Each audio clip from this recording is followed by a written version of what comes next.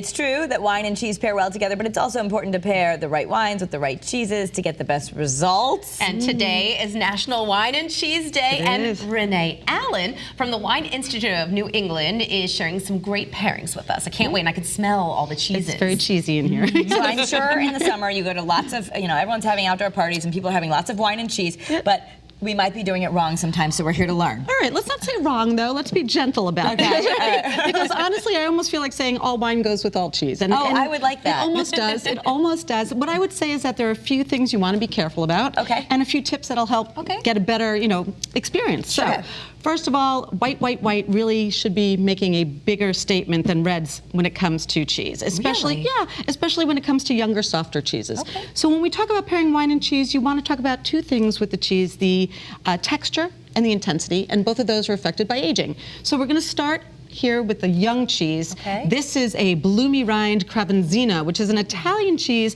but in this family you would also have your Brie, Camembert, you might have feta even in there, mozzarella.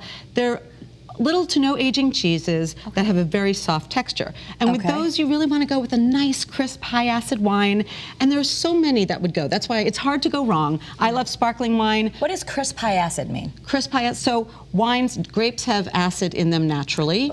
And when the winemaker makes the wine, they can have a lot of acid showing through, or they can balance it differently. Would that be like a certain kind, though? Like a Chardonnay is a crisp high acid, or this would be more citrus in one than the other? Or? Yeah, that's a great question. So Chardonnay is naturally high acid, but because we tend to put it through some processes that make it buttery and then put it in oak, it does not taste acidy anymore. So something like a Riesling is one of the highest, if not the highest, white acid grapes. I have an Albarino here from Spain. This is the first one. Albarino. That's beautiful when she says and that's from the northwest corner of Spain. It's a maritime climate, so it's cool. So the grapes naturally have more acid when they're harvested, and they make these really crisp, high acid wines that will just pair beautifully with cheeses. Riesling, always a great choice. And I just want to point out, a lot of people think Riesling is sweet.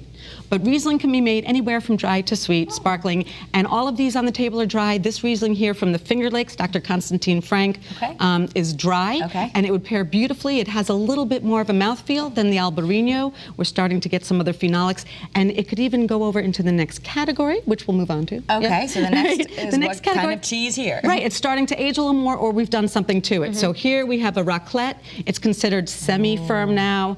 In the middle of the table there is a beautiful Le Grand Doge, which is sometimes what they call stinky cheese. They have a washed rind. You would find that in like a Taleggio has that same sort of rind on it. That looks like brie to me, but that's not. Well, it's going to have a fairly soft inner component, but because of the washed rind, which is washed, by the way, in Calvados, which is an apple brandy, it's going to have sort of like a more mushroomy, meatier taste to it, and a little bit of a thicker consistency than the other ones. Cheese it's a stronger cheese. So now let's move into a white that has a little more substance to it. To handle it, right? And now you can put your Chardonnays, but one of those cautions I mentioned before is not too heavily oaked.